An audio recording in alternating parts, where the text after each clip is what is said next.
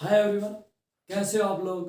आज हम बात करने वाले हैं 10th क्लास के ब्लूप्रिंट हरियाणा ब्लूप्रिंट का सॉल्यूशन के बारे में। तो आज हम फिजिक्स का जो पोर्शन है उसको सोल्व करेंगे। उसका कोड है ए। तो देखो, चलो उनको स्टार्ट करते हैं उनका सॉल्यूशन। तो जैसे कि पता है कि आपको फिजिक्स 20 मार्क्स की आएगी भाई, और 20 मार्क्स में कितनी यूनिट है? 6 यूनिट है भाई। और जो ऑप्टिक्स है वो 6 नंबर की आएगी। उससे क्या मिलेगा आपको? एक 6 नंबर का क्वेश्चन मिलेगा। चलिए करते हैं स्टार्ट। पहले 4 एमसीक्यू होंगे, दो दो दो मार्क्स से होंगे 3 क्वेश्चन, और एक होगा 4 मार्क्स का। तो पहला क्वेश्चन दे रखा भाई, unit of electric power. Electric power की यूनिट क्या होगी? तो पावर क्या होता है भाई? Power is equal to work upon time. इसकी यूनिट क्या होती है भाई? वाट। ऐसा यूनिट है क्या? वाट, जिसको हम डब्ल्यू से डिनोट करते हैं। किससे डिनोट करते हैं? डब्ल्यू से। पावर के और फॉर्मूले क्या होंगे भाई? P is equal to V I, P is equal to V square by R, P is equal to I square R. ये पावर के सारे पावर के फॉर्मूले हैं, लेकिन उसने ऐसा यूनिट पूछी थी तो आपने बता दी क्या होगी? वाट। जो फाइनल पेपर होगा उसमें सेम ऐसे बोल दे कि what is the SI unit of potential difference? Volt. What is the SI unit of energy? Joule. अगर ऐसे बोल दे कि एनर्जी की कॉमर्शियल यूनिट क्या होगी, तो उसकी यूनिट होगी एनर्जी की कॉमर्शियल यूनिट किलोवाट आवर। क्या होगी? Kilowatt hour. और पावर की जो हम यूनिट और क्या बोल सकते हैं? Horse power. One horse power is equal to 740 watt के बराबर। ऐसा होता है। फिर नेक्स्ट क्वेश्चन है भाई, human I forms an image on an object at its. यानी कि ह्यूमन आई है वो अपनी इमेज कहां पर, उसके कौन से पार्ट पर बनाएगी? ऑप्शन सुनो, रेटिना, प्यूपिल, आयरिस, कॉर्निया। तो हमें पता है कि इमेज की फॉर्मेशन कहां पर होती है? रेटिना के ऊपर। फिर विच, ये तो भाई इसमें पूछा था। ऐसा पूछ ले कि which part of eye control the amount of light entering into the eye. तो उसका आंसर क्या आएगा? प्यूपिल। प्यूपिल के साइज को कौन कंट्रोल करता है? Iris. Next question, which of the following is not an biomass energy source. कि बायोमास एनर्जी सोर्स कौन सा नहीं है? ऑप्शन है भाई, वुड, गोबर गैस, न्यूक्लियर एनर्जी, चारकोल। तो इसमें हमें अलग से दिखाई दे रहा है जो न्यूक्लियर एनर्जी है वो क्या नहीं है? एक भाई बायोमास एनर्जी सोर्स का सोर्स नहीं है। फिर नेक्स्ट है भाई, name the 2 renewable source of energy. Renewable source of energy क्या होते हैं भाई? वो सोर्स ऑफ एनर्जी जिनको हम क्या करें भाई? बार बार क्या करें? यूज करें। तो इसके लिए हम क्या एग्जांपल ले लेंगे? Solar energy. किसका एग्जांपल ले लेंगे? Solar energy and wind energy, hydro power energy. यानी कि जो वाटर से मिलती है हमें वो वाली एनर्जी। 2 का पूछना था, 2 का हमने क्या कर दिया? बता दिए। नेक्स्ट है भाई 2 marks question, why is tungsten used most exclusively for filament of electric lamp. यानी कि जो अपना बल्ब होता है वो बल्ब के अंदर जो एक पतली सी वायर होती है वो फिलामेंट है, वो टंगस्टन का बना हुआ होता है। तो टंगस्टन का क्यों बना हुआ होता है उसके लिए हम रीजन लिखेंगे। कि पहला रीजन तो क्या होगा भाई? पहले तो हम ये ऐसे स्टार्टिंग ऐसे करेंगे कि the filament of electric lamp is made up of tungsten because of the following reason. पहला भाई, उसकी रजिस्टिविटी टंगस्टन की क्या मिलेगी? हाई मिलेगी। हाई का मतलब भाई कि जो रजिस्टिविटी अलॉय की होगी, टंगस्टन एक अलॉय है, उसकी रजिस्टिविटी क्या होगी? हाई। उसका मेल्टिंग पॉइंट भी क्या होगा भाई? हाई। रजिस्टिविटी हाई और मेल्टिंग पॉइंट भी क्या होगा भाई? हाई। लिख देंगे मेल्टिंग पॉइंट है हाई। फिर और बोल देंगे भाई, तीसरी बात बोल सकते हैं भाई, जो एलॉय है वो इजीली ऑक्सीडाइज नहीं होगा। तो इसलिए हम क्या बोल देंगे कि टंगस्टन का यूज करते हैं किसके अंदर? फिलामेंट ऑफ इलेक्ट्रिक बल्ब के अंदर। नेक्स्ट क्वेश्चन भाई, what are advantages of water store in ground. अब भाई हम ग्राउंड के अंदर वाटर को स्टोर करें, उसके एडवांटेजेस क्या होंगे भाई? सबसे पहला एडवांटेज तो ये होगा कि सूरज की गर्मी की वजह से जो वाटर वो इवोपरेट होकर के वेपर बन करके हवा में चला जाता है, हम उसको प्रिजर्व कर पाएंगे। दूसरा कि जो वाटर है भाई, अगर ग्राउंड वाटर है, हमने ग्राउंड के अंदर वाटर को नहीं डाला है, वो ऐसे ही किसी पॉन्ड वगैरह लेक वगैरह के अंदर भाई स्टोर है, तो उसके लिए क्या होगा भाई? वो क्या हो जाए, इन्फेक्ट हो जाए किससे भी, जैसे कि हमने गंगा एक्शन प्लान के बारे में पहले पढ़ा था। तो ये जो इफेक्ट हो जाए यानी कि वो प्रदूषित हो जाए, वाटर इम्प्योर हो जाए, उसको इम्प्योरिटी को बचाने के लिए हम क्या करेंगे भाई, एडवांटेज है कि वाटर को क्या रखेंगे भाई, ग्राउंड वाटर के अंदर रखेंगे। दूसरा, अगर भी कोई भी ग्राउंड वाटर के अंदर है वाटर, उसका वाटर लेवल ग्राउंड का राइज किया हुआ है, तो क्या हुआ कि जो हमारी सोइल है उसकी फर्टिलिटी मेंटेन रहेगी, जो आसपास में पेड़ पौधे हैं वो भी क्या रहेंगे भी, ग्रीन वेजिटेबल रहेंगे। नेक्स्ट भाई, right the name of colour in sequence found after splitting of white light passing through a glass prism. जब भी हम क्या करें भाई, किसी भी एक ग्लास प्रिज्म से, एक ग्लास प्रिज्म से क्या करेंगे, व्हाइट लाइट को पास थ्रू करवाएंगे, ऐसे व्हाइट लाइट आई भी, अब क्या हो जाएगी, ये व्हाइट लाइट स्प्लिट हो जाती है, किसकी वजह से, क्योंकि इसका रिफ्रैक्टिव इंडेक्स म्यू1 है, इसका रिफ्रैक्टिव इंडेक्स म्यू2 है, और इसका एंगल ऑफ ये क्या भाई, एंगल ऑफ प्रिज्म। अब ये स्प्लिट हो गई यानी कि ये डाइवेट होगी, ये स्प्लिट हो गई जाएगी कितने कलर्स के अंदर, इसको जाना तो ऐसे चाहिए था। अब ये स्प्लिट हो गई 7 कलर्स के अंदर, 1 2 3 4 5 6 और 7। वो 7 कलर्स को हमें सीरियल वाइज लिखना है, तो नीचे से स्टार्ट करेंगे तो VIBGYOR, VIBGYOR, red colour, orange, yellow, green, blue, Indigo और वॉयलेट, ये क्या होगा, उसका सीक्वेंस होगा, तो हम लिख देंगे इसका भी। नेक्स्ट है भाई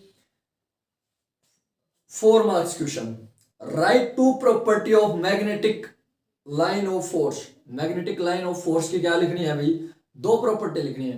तो मैग्नेटिक फोर्स क्या होती है भाई, पहले तो हम ये बात करेंगे, उसकी डेफिनेशन बात करेंगे कि डेफिनेशन क्या होता है भाई, दीज आर द स्टेट और curve loop, these are the state और curve loop at which tangent drones gives the direction of magnetic field at that instant। ये तो उसकी क्या है डेफिनेशन। उसकी प्रॉपर्टीज लिखना स्टार्ट करेंगे, तो उसकी प्रॉपर्टीज में क्या लिखेंगे अभी, पहला हम प्रॉपर्टीज लिखेंगे, पहला तो लिखेंगे कि दीज आर द स्टेट और कर्व लाइंस, लिख दो भाई, दीज आर द स्ट्रेट और कर्व्ड लाइन, कैसे है, स्ट्रेट और कर्व्ड लाइन है। और जो मैग्नेटिक फील्ड लाइन क्या बनाती है, लूप बनाती है, अगर ये बात लिखना चाहे तो इसमें भी लिख सकते हैं। दूसरा भाई कि tangent drawn at any point on a magnetic field gives the direction of magnetic field at that point. Tangent drawn at magnetic field gives the direction of magnetic field at that instant या at that point, at that point कर लो, ये उस point पे क्या देगा, उसकी magnetic field line की direction देगा। तीसरी प्रॉपर्टी क्या लिख सकते हैं भाई, magnetic field line never intersect each other. Magnetic field line never intersect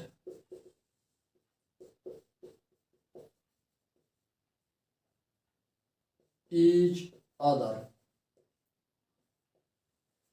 और भी लिख सकते हैं मैग्नेटिक फील्ड लाइन की डायरेक्शन क्या होगी भाई, हमें पता है कि कोई एक बार मैग्नेट है, ये उसका नॉर्थ पोल, ये उसका साउथ पोल, नॉर्थ पोल से साउथ पोल की तरफ, नॉर्थ से साउथ, आउटसाइड है बार मैग्नेट, बट इनसाइड क्या हो रहा होगा भाई, इनसाइड तो कैसे चल रही होगी भाई, magnetic field line, magnetic field line inside चल रही होंगे भाई, कैसे, साउथ टू नॉर्थ।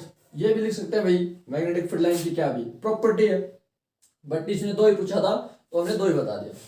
फिर बोला अभी state and explain Fleming left hand rule. तो फ्लेमिंग लेफ्ट हैंड रूल क्या कहता है भाई, if we stretch our first finger, middle finger, thumb of left hand mutually perpendicular to each other, then middle finger gives the direction of electric current first finger gives the direction of magnetic field, thumbs gives the direction of force या मोशन। इस बात को लिख देंगे। Same as it is भैया किसके ऊपर, राइट हैंड रूल के ऊपर भी बोल सकता है, Fleming right hand rule state and explain करो, तो सेम है, वही की वही होगा, बस लेफ्ट हैंड की जगह में क्या लिखना है, राइट हैंड लिखना है। नेक्स्ट क्वेश्चन भाई ये 2-2 मार्क्स के करके और उसने क्या कर दिया, 4 नंबर का एक बना दिया। आखिरी क्वेश्चन है भाई किससे, यानी कि लाइट रिफ्लेक्शन और रिफ्रैक्शन से, उससे भाई 3-3 नंबर का डायग्राम बनाना दे रखा, वो देखो।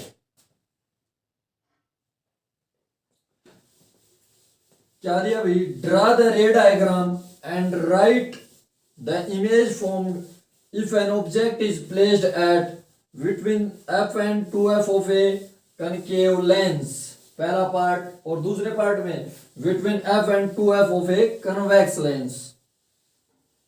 देखो तो भाई पहले हम क्या करेंगे, कनकेव लेंस का बनाएंगे, किसका बनाएंगे, कनकेव लेंस का। कॉनकेव लेंस, कॉनकेव लेंस का क्या होगा भाई, रे डायग्राम बनाना है कहां पर, जब ऑब्जेक्ट को हम रख दें किसके ऊपर भाई,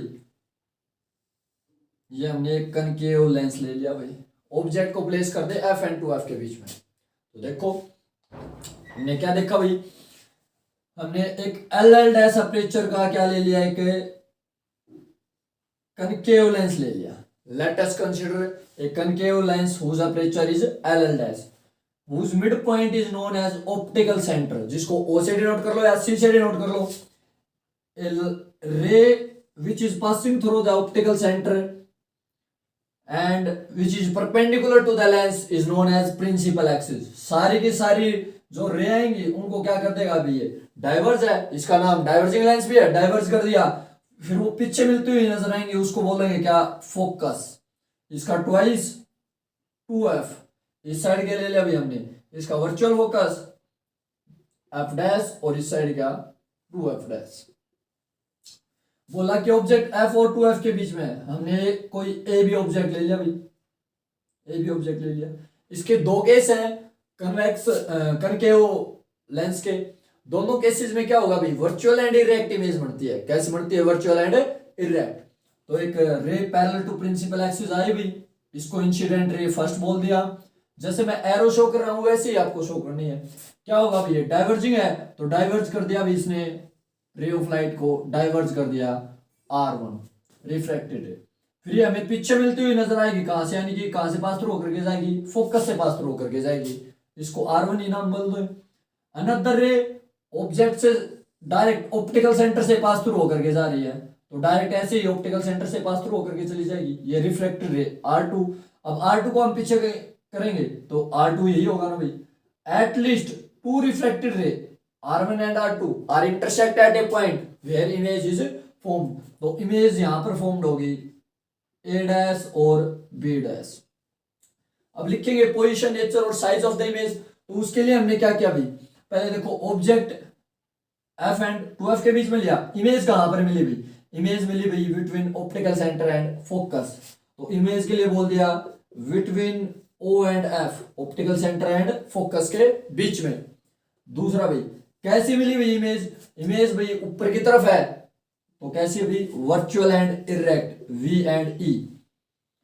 थर्ड भाई कि ये जो ऑब्जेक्ट के साइज है क्या अभी छोटी है, उसको हम बोल रहे हैं डिमिनिश्ड। क्या बोल रहे हैं, डिमिनिश्ड। नेक्स्ट अभी कि हम क्या करें भाई, एक कॉन्वेक्स लेंस ले, क्या ले, कॉन्वेक्स लेंस, और उस कॉन्वेक्स लेंस के क्या करें भाई,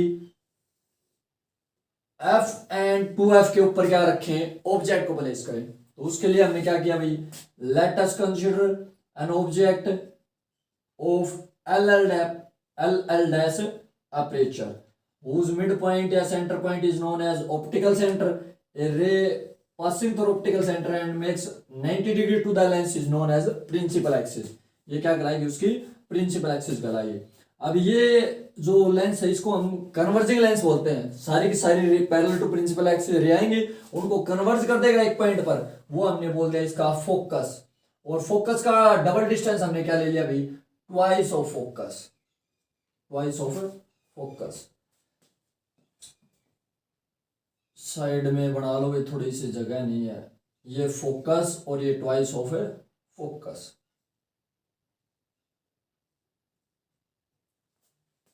फिर हमने क्या किया भाई, इसका इस साइड वर्चुअल फोकस ले लिया, वो बोल दिया एफ डैश और ट्वाइस ऑफ एफ डैश। अब करना क्या भाई, ऑब्जेक्ट को तो उसने बोला था एफ एंड टू एफ, भाई वो अपने कन्वेंट के हिसाब से हम चेंज कर सकते हैं। मतलब इस साइड हम एफ और टू एफ पुट कर ले, उस साइड डैश वाला पुट कर ले, लेकिन इसका फोकस वो रियल फोकस है, इसकी फोकल लेंथ भी कैसे आएगी भाई, पॉजिटिव आती है। हम ऑब्जेक्ट को F dash and two F dash के बीच में प्लेस करेंगे। ये हमने ऑब्जेक्ट को प्लेस कर दिया, ए बी ऑब्जेक्ट।